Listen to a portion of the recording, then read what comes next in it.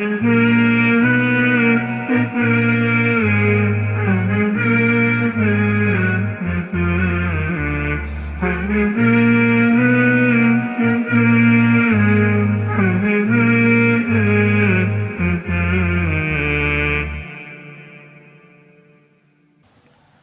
muslimin yang dirahmati Allah Subhanahu wa taala. Kita akan berbicara tentang rasul atau jumlah rasul dan nabi yang Allah Subhanahu wa taala terangkan dalam Al-Qur'an.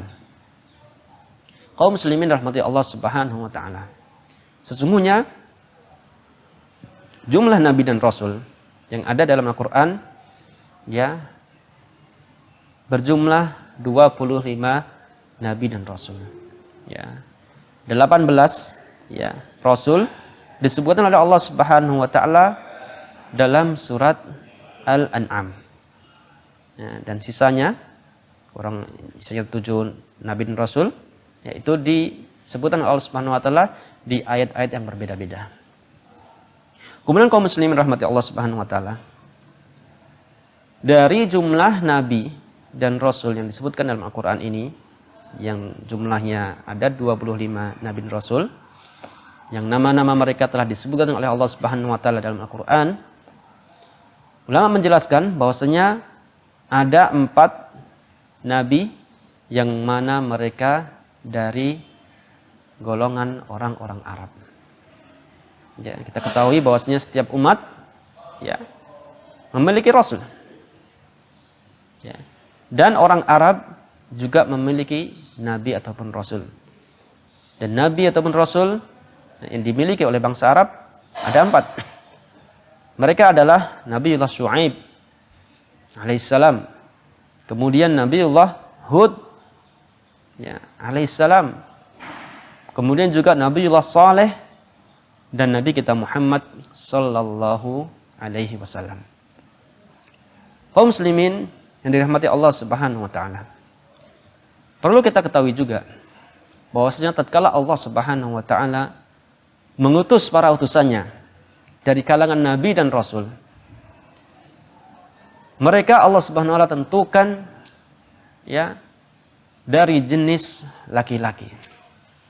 Semua nabi dan rasul ya Allah Subhanahu wa taala telah tentukan mereka semua dari jenis laki-laki.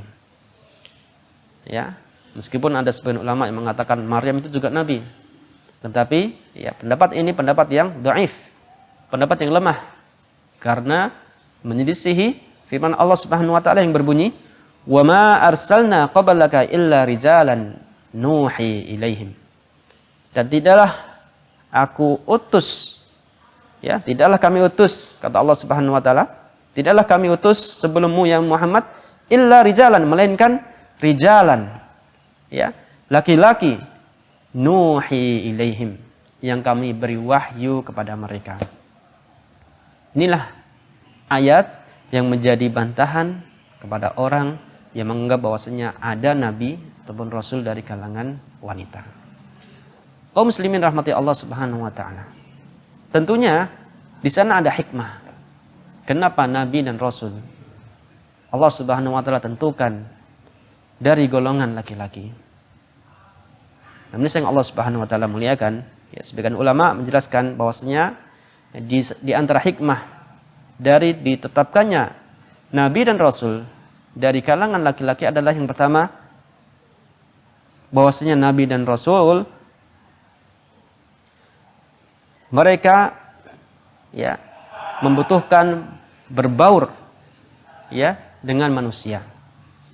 Mereka ketika berdakwah tentunya bermuamalah, ya, menjalin hubungan, ya, komunikasi, ya, dengan umatnya. Maka tentunya, ya, golongan yang cocok untuk jadikan nabi adalah dari jenis laki-laki. Ya, karena memang laki-laki biasanya mereka yang, ya, keluar musafir, berjihad di jalan Allah Subhanahu wa taala, berdakwah di tengah-tengah manusia dan lain sebagainya. Kemudian juga di antara hikmahnya adalah bahwasanya hukum asal kepemimpinan berada di tangan laki-laki. Kemudian juga kaum muslimin rahmati Allah Subhanahu wa taala. Di antara hikmahnya adalah bahwasanya ya, wanita adalah orang yang kurang agamanya. Sebagaimana yang Rasulullah SAW sabdakan, mereka adalah naqisatuddin. Mereka para wanita adalah orang-orang yang agamanya kurang. Dibuktikan dengan apa? Dengan adanya ya masa-masa mereka dilarang untuk sholat, mereka dilarang untuk puasa dan lain sebagainya. Kaum muslimin rahmati Allah Subhanahu wa taala, masih ada tentang pembahasan berkaitan dengan kisah Nabi dan Rasul. Insyaallah kita akan lanjutkan setelah jeda yang berikut ini.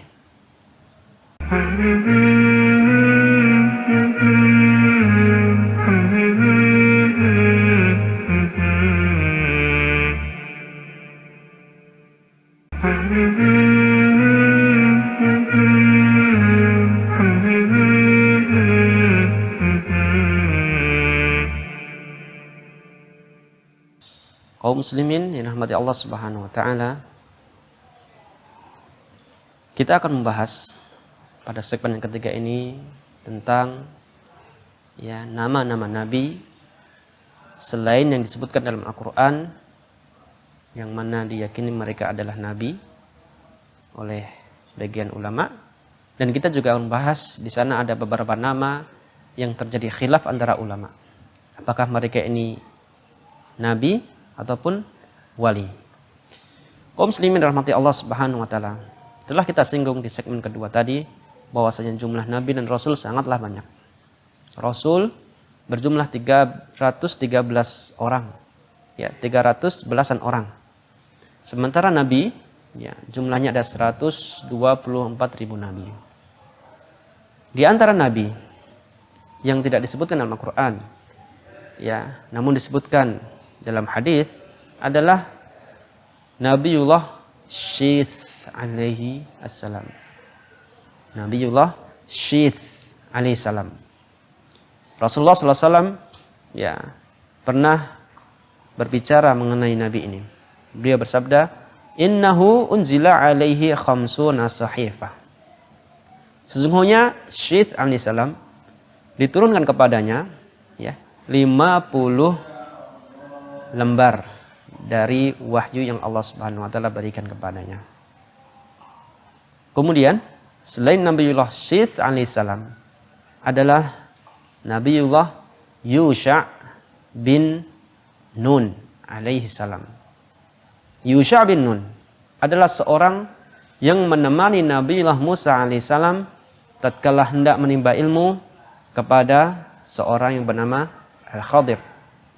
Ya, mengenai Yusha ini juga ya telah sepakat para ahli ilmu ya bahwasanya beliau ini adalah nabi yang Allah Subhanahu wa taala utus.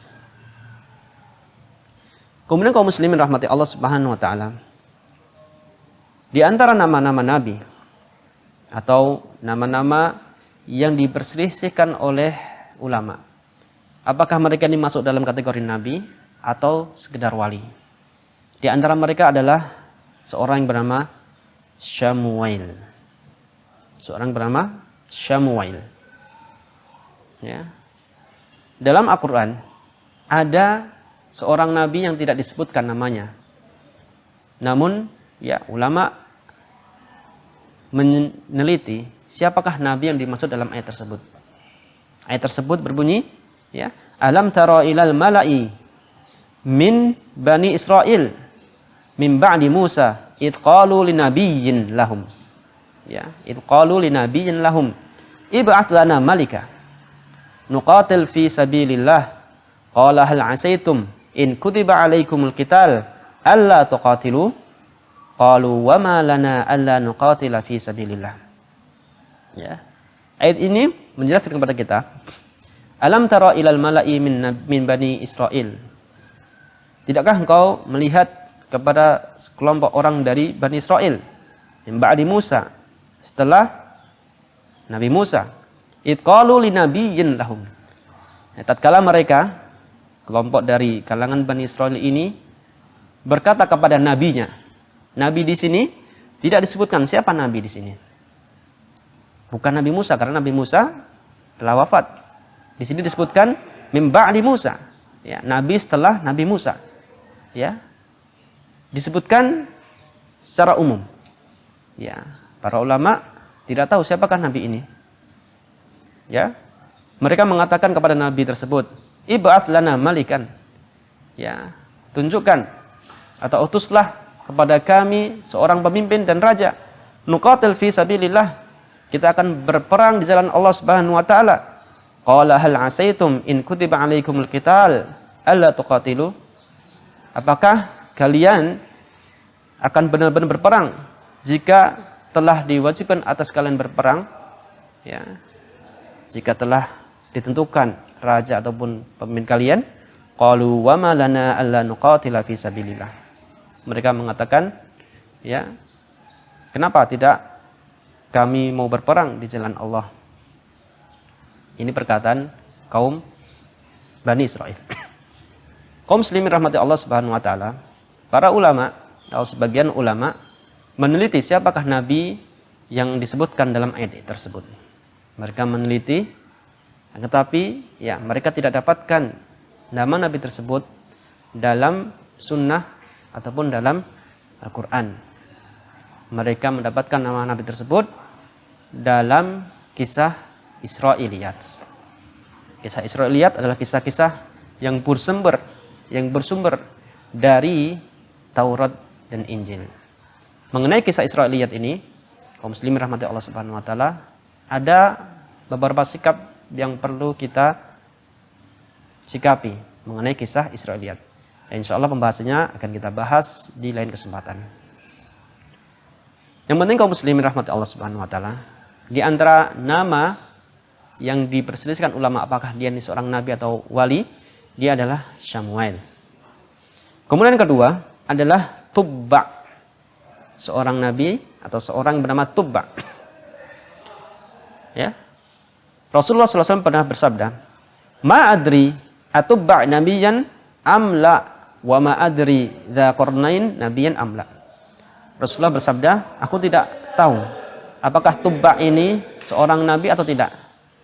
Aku juga tidak tahu apakah Dzulqarnain ini seorang nabi atau tidak. Dari sini perlu kita tegaskan kaum muslimin radhiyallahu. Kalaulah Nabi kita Muhammad sallallahu alaihi wasallam saja tidak mengetahui apakah Tubba ataupun Dzulqarnain ini nabi atau bukan, apalagi kita.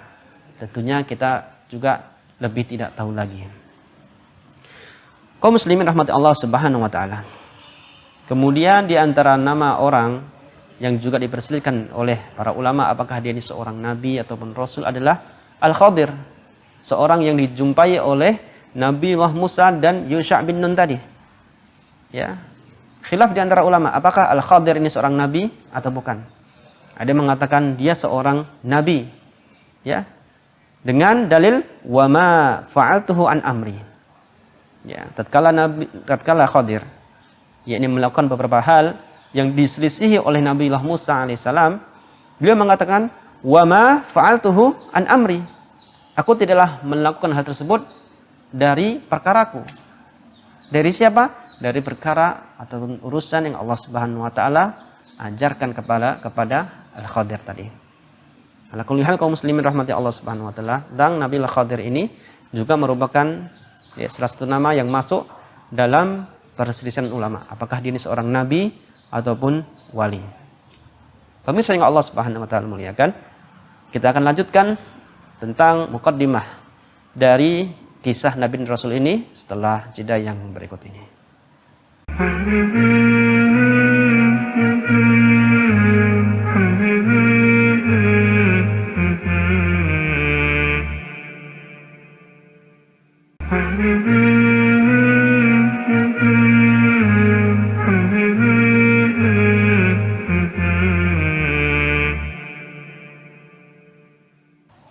Kemudian kaum muslimin rahmati Allah Subhanahu wa taala. Di antara juga nama seorang yang diperselisihkan ulama adalah Daniel. Daniel. Ya. Nama beliau ya termaktub di salah satu lembar kertas tatkala kaum muslimin ya berperang untuk membebaskan salah satu negara kufar. Ketika kaum muslim berhasil menaklukkan negara kufar tersebut, maka didapati di dalam suatu gereja ada lembaran kertas yang di situ tertulis nama Daniel. Kaum muslimin rahmati Allah Subhanahu wa taala. Kemudian kita juga ingin membahas tentang apa perbedaan antara nabi dan rasul. Pemirsa yang Allah Subhanahu wa taala muliakan, sesungguhnya definisi nabi dan rasul ini juga ranah perbedaan pendapat antara ulama. Ya.